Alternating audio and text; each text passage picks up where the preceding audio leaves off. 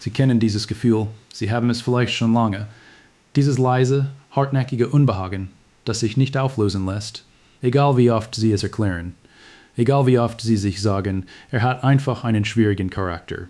Er ist so aufgewachsen. Er meint es nicht böse.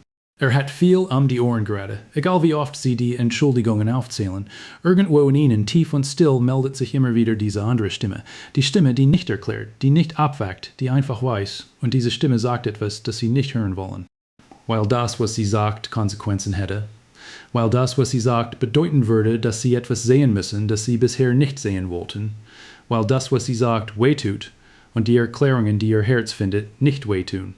Die Erklärungen fühlen sich fast wie Fürsorge an, wie Verständnis, wie Reife, wie die Fähigkeit, einen Menschen in seiner Komplexität zu sehen, statt vorschnell zu urteilen. Aber da ist dieser Unterschied, den Sie spüren, auch wenn Sie ihn nicht benennen können. Der Unterschied zwischen dem Verständnis, das befreit, und dem Verständnis, das einsperrt. Zwischen dem Erklären, das Klarheit schafft, und dem Erklären, das Sie davon abhält, die Wahrheit zu sehen. Zwischen der Stimme, die Sie schützt, und der Stimme, die Sie tröstet, während das Problem bleibt. Heute sprechen wir über diese beiden Stimmen. Über den Konflikt zwischen dem, was Ihre Intuition weiß, und dem, was Ihr Herz glauben möchte. Nicht um Sie zu verurteilen, nicht um eine einfache Antwort zu geben, sondern um Ihnen eine Sprache zu geben für etwas, das Sie schon lange fühlen und das Sie vielleicht noch nie so klar gehört haben.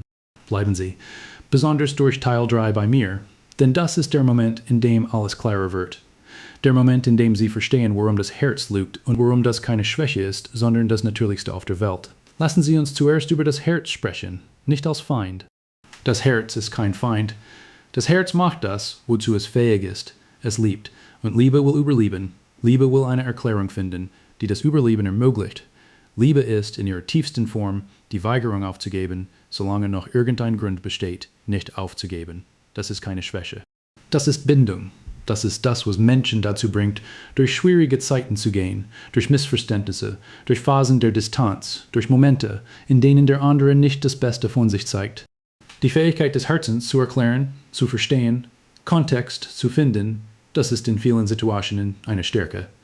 In einer echten Beziehung, die grundsätzlich gut ist, aber durch einen schwierigen Moment geht, ist genau diese Fähigkeit das, was die Verbindung trägt. Aber dann gibt es die andere Situation. Die, in der das kalte Verhalten kein schwieriger Moment ist, sondern ein Muster. Die, in der die Erklärung nicht Verständnis schafft, sondern Realität verschleiert. Die, in der das Herz so verzweifelt nach einem Grund sucht, nicht aufzugeben, dass es bereit ist, sich selbst zu betrügen. Und in dieser Situation tut das Herz etwas sehr Spezifisches. Es erschafft Narrative, Geschichten, die das unerklärliche Verhalten erklärbar machen, Geschichten, die den Schmerz umdefinieren, Geschichten, die aus Kälte Beschäftigung machen, aus Gleichgültigkeit Verarbeitung, aus Schweigen Schutz. Sie kennen diese Geschichten vielleicht? Er schreibt nicht, weil er viel zu tun hat, nicht, weil ich ihm egal bin. Er ist kalt, weil er Angst vor Nähe hat, nicht, weil er mich wirklich nicht will. Er behandelt mich so, weil er selbst verletzt ist, nicht, weil er mich verletzt. Er zeigt keine Gefühle, weil er sie nicht ausdrücken kann, nicht, weil er sie nicht hat. Jede dieser Geschichten enthält vielleicht einen Funken Wahrheit, und genau das macht sie so gefährlich. Weil der Funken Wahrheit genug ist, um die Geschichte glaubwürdig zu machen, genug, um weiterzumachen, genug, um die andere Stimme zum Schweigen zu bringen, zumindest für eine Weile. Aber die andere Stimme lässt sich nicht dauerhaft zum Schweigen bringen. Sie kommt zurück. Nachts, wenn man nicht schläft, morgens, wenn man aufwacht und sofort aufs Telefon schaut und wieder nichts da ist. In stillen Momenten, in denen man nicht beschäftigt genug ist, um nicht zu denken. Sie kommt immer wieder und sie sagt immer dasselbe. Etwas stimmt hier nicht. Du weißt, dass etwas nicht stimmt? Hör auf, es wegzuerklären. Jetzt kommen wir zu dem Teil, den ich am Anfang versprochen habe. Dem Moment, in dem klarer wird, was da in ihnen spricht und worum sie lernen sollten, ihr zu vertrauen. Intuition ist kein mystisches Konzept. Intuition ist Erfahrung, die schneller ist als Sprache. Sie ist das Ergebnis von allem, was Sie in Ihrem Leben beobachtet, gespürt und gelernt haben, kondensiert in einem Moment der unmittelbaren Wahrnehmung. Wenn Ihre Intuition sagt, dass etwas nicht stimmt, dann hat sie Daten.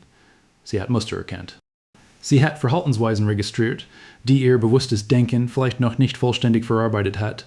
Sie ist nicht hysterisch, sie ist nicht übertrieben, sie ist präzise, auch wenn sie sich unspezifisch anfühlt.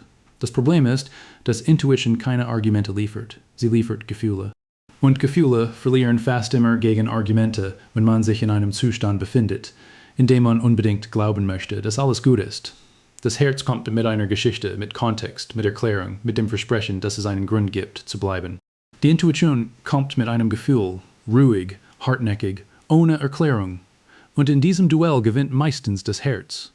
Weil das Herz sagt, was man hören möchte, und die Intuition sagt, was man braucht. Das Herz sagt, was sie hören möchten. Die Intuition sagt, was sie brauchen.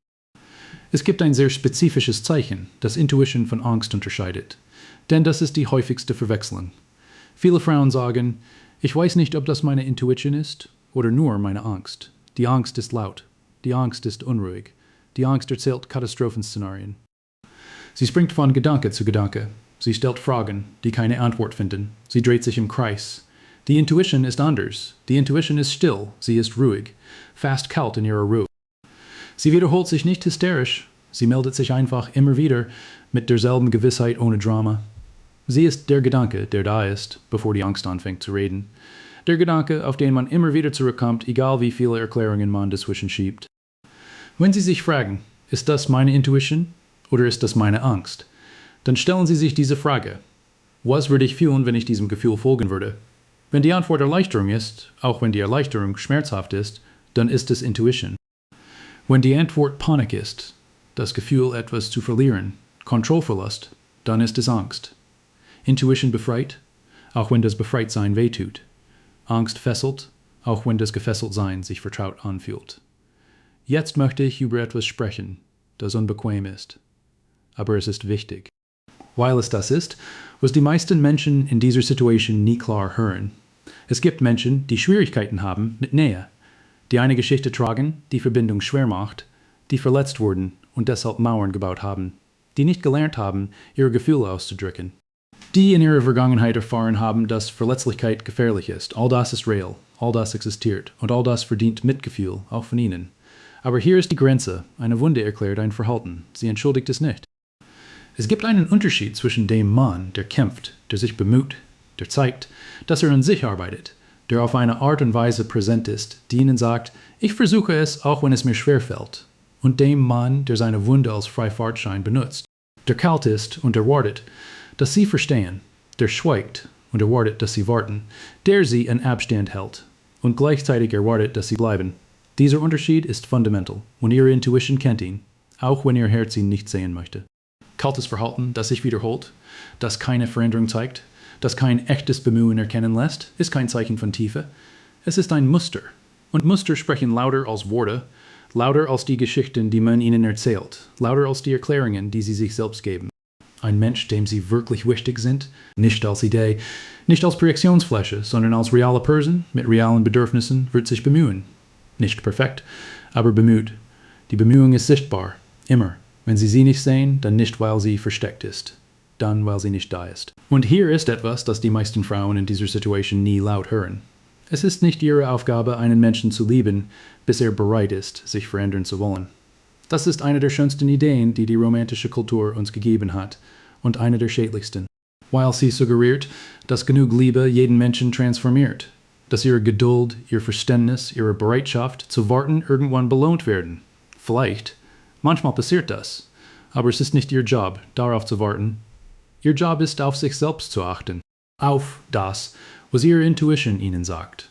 Auf den Unterschied zwischen dem, was sie sich wünschen, dass er ist, und dem, was er ihnen zeigt, dass er ist. Wenn das, was sie gerade hören, etwas in ihnen berührt, wenn sie diese Spannung kennen, diesen Konflikt zwischen dem, was sie wissen, und dem, was sie glauben wollen, dann abonnieren Sie jetzt den Kanal. Klicken Sie auf den roten Button. Denn das ist die Art von Tiefe, die wir hier jede Woche teilen. Und jetzt weiter, denn was jetzt kommt, ist der Teil, der alles ordnet. Lassen Sie uns jetzt sehr konkret werden, denn die Mechanismen, durch die das Herz die Intuition überschreibt, sind nicht zufällig. Sie haben Muster. Und wenn Sie diese Muster kennen, können Sie sie erkennen, in dem Moment, in dem sie passieren. Das erste ist die Kontextualisierung. Das Herz nimmt ein konkretes, schmerzhaftes Verhalten. Er hat sich tagelang nicht gemeldet. Er war kalt in einem Moment, in dem sie Wärme gebraucht hätten. Er hat etwas gesagt, das wehgetan hat, und bettet es in Kontext ein. Er ist gestresst. Er hat Probleme bei der Arbeit. Er ist nicht gut darin, seine Gefühle zu zeigen. Der Kontext ist vielleicht real. Aber ersetzt nicht die Tatsache, dass das Verhalten ihnen weh getan hat. Kontext erklärt, entschuldigt nicht. Und ändert nicht, was sie gespürt haben. Das zweite ist die Umkehrung. Das Herz dreht die Verantwortung um. Anstatt zu sagen, sein Verhalten verletzt mich, sagt es, ich reagiere zu empfindlich auf sein Verhalten. Anstatt zu sagen, gibt mir nicht, was ich brauche, sagt es, ich verlange zu viel. Anstatt zu sagen, diese Situation ist nicht gut für mich, sagt es, ich muss lernen, damit umzugehen. Das ist die subtilste und schädlichste Form der Selbsttäuschung, weil sie wie Wachstum aussieht, wie Reife, wie die Fähigkeit, nichts sofort aufzugeben. Aber wenn die Umkehrung bedeutet, dass sie sich für Bedürfnisse schämen, die völlig legitim sind, dann ist es keine Reife. Es ist Selbstverleugnung. Das dritte ist die Projektion der Möglichkeit. Das Herz liebt nicht den Menschen, der vor ihnen steht. Es liebt das Potential des Menschen, der vor ihnen steht. Es sieht das, was er sein könnte. Das, was er in bestimmten Momenten gezeigt hat. In den guten Momenten, in den seltenen Momenten der Wärme, der Verbindung, der echten Präsenz. Und es hält an diesen Momenten fest, als wären sie die Wahrheit und behandelt den Rest als Ausnahme. Aber wenn die guten Momente die Ausnahme sind und das kalte Verhalten das Muster, dann ist das Muster die Wahrheit, nicht die Ausnahme. Das vierte ist der Vergleich mit dem Schlimmsten. Das Herz sagt, er ist nicht so schlimm. Es gibt Männer, die viel schlimmer sind. Er schlägt mich nicht. Er betrügt mich nicht, zumindest soweit ich weiß. Er ist einfach schwierig. Das ist ein Maßstab, der das Mittelmaß zur Norm macht. Die Abwesenheit von aktivem Schaden ist kein Zeichen von Liebe, es ist das Absolute Minimum und sie haben das Recht auf mehr als das Absolute Minimum. Das fünfte ist die Angst vor der Leere. Das Herz sagt nicht immer, er ist der Richtige. Manchmal sagt es einfach, was kommt danach? Die Vorstellung, dass da nichts kommt, dass die Alternative schlimmer ist als das, was ist. Das Alleinsein schlimmer ist als diese Situation. Und das ist vielleicht die ehrlichste Form der Selbsttäuschung, weil sie nicht vorgibt, dass alles gut ist. Sie sagt nur, das Bekannte ist erträglicher als das Unbekannte. Auch wenn das Bekannte sie erschöpft. Auch wenn das Bekannte sie kleiner macht. Jetzt kommt die Frage, die Sie vielleicht schon eine Weile stellen. Wie lerne ich, meiner Intuition zu vertrauen? Wenn mein Herz immer lauter ist? Wie höre ich auf die Stimme, die schützen will, und nicht immer auf die Stimme, die tröstet? Der erste Schritt ist, den Unterschied zu lernen. Nicht theoretisch, sondern in Ihrem eigenen Körper. Denn Intuition spricht durch den Körper. Sie spricht durch das Gefühl im Bauch. Wenn jemand etwas sagt, das nicht stimmt, durch die Anspannung, die entsteht, wenn Sie an ihn denken, nicht Aufregung, sondern Anspannung. Durch das schwere Gefühl nach Gesprächen, die Sie eigentlich aufbauen sollten, durch die Erschöpfung, die entsteht, ohne dass Sie etwas Konkretes getan haben. Der Körper lügt nicht. Er hat keine Geschichte, die er aufrechterhalten muss. Er registriert einfach und meldet zurück. Wenn Sie anfangen, auf diese körperlichen Signale zu achten, statt sie wegzuerklären, beginnt etwas. Der zweite Schritt ist, aufzuhören, Beweise zu suchen. Das ist ein häufiger Fehler und ein verständlicher. Man denkt, wenn ich nur genug Beweise hätte, dann könnte ich sicher sein, dann könnte ich handeln. Dann könnte ich aufhören, mich zu fragen, aber die Suche nach Beweisen hält Sie in der Analyse gefangen. Sie gibt Ihnen das Gefühl, dass Sie die Situation noch nicht vollständig verstehen und damit die Erlaubnis, noch zu warten, noch nicht zu entscheiden, noch nicht zu handeln. Die Wahrheit ist, Sie brauchen keine Beweise für das, was Sie fühlen. Sie fühlen es. Das ist genug. Ihr Erleben braucht keine externe Bestätigung, um gültig zu sein. Der dritte Schritt ist, sich selbst die Frage zu stellen, die das Herz vermeidet. Nicht, warum verhält er sich so? Nicht, wie kann ich die Situation retten? Sondern, wie fühle ich mich in dieser Beziehung, wenn ich wirklich ehrlich bin? Nicht, wie fühle ich mich in den guten Momenten? Wie fühle ich mich insgesamt? Bin ich ruhiger oder unruhiger als vor dieser Beziehung? Bin ich sicherer oder unsicherer geworden? Bin ich offener oder habe ich mich zurückgezogen? Bin ich mehr ich selbst oder weniger? Die Antworten auf diese Fragen sind keine Beweise, aber sie sind die Wahrheit und sie kommen aus einem Ort, den das Herz nicht kontrollieren kann. Wenn Sie heute hier sind, dann weil da diese Stimme ist. Die ruhige, hartnäckige, unbequeme Stimme, die nicht aufhört. Die sich nicht zufrieden gibt mit den Erklärungen, die Ihr Herz findet. Die immer wieder auftaucht, egal wie gut die Ablenkung ist. Das ist nicht Paranoia, das ist nicht Überempfindlichkeit. Das ist Ihr inneres Wissen, das versucht, durch die Schichten von Hoffnung und Liebe und Wunschdenken hindurchzudringen. Diese Stimme verdient es, gehört zu werden, nicht weil sie immer recht hat, nicht weil jedes Unbehagen ein Zeichen für etwas Ernstes ist, sondern weil sie ein Teil von Ihnen ist und weil Sie gelernt haben, diesen Teil zu übergehen, ihn wegzuerklären, ihn zum Schweigen zu bringen, wenn er zu laut wird. Weil das Hören auf ihn bedeutet, dass Sie etwas tun müssen, etwas, das schwer ist, etwas, das Konsequenzen hat. Aber hier ist, was ich Ihnen sagen möchte. Die Konsequenz des Nichthörens ist schwerer, Sie kennen sie schon. Es ist diese Erschöpfung, diese Leere nach langen Gesprächen, die nichts verändern. Dieses Gefühl, sich im Kreis zu bewegen. Dieses langsam kaum merkliche kleiner werden, während man versucht, für jemanden genug zu sein, der vielleicht nicht in der Lage ist zu empfangen, was man gibt. Sie haben das Recht zu fühlen, was sie fühlen. Und sie haben das Recht, dieser Stimme zu glauben. Ich sage nicht, was sie tun sollen. Das ist nicht meine Entscheidung. Das ist ihre Entscheidung. Und sie werden sie treffen. In ihrem Tempo, auf ihrem Weg. Aber ich hoffe, dass sie treffen mit offenen Augen. Mit der Bereitschaft, both zu hören, das Herz und die Intuition, und mit dem Mut, der Stimme mehr Gewicht zu geben, die sie schützt. Nicht immer, aber öfter. Wenn dieses Video etwas in Ihnen berührt hat, schreiben Sie es in die Kommentare. Nur einen Satz. Schreiben Sie, ich höre auf meine innere Stimme.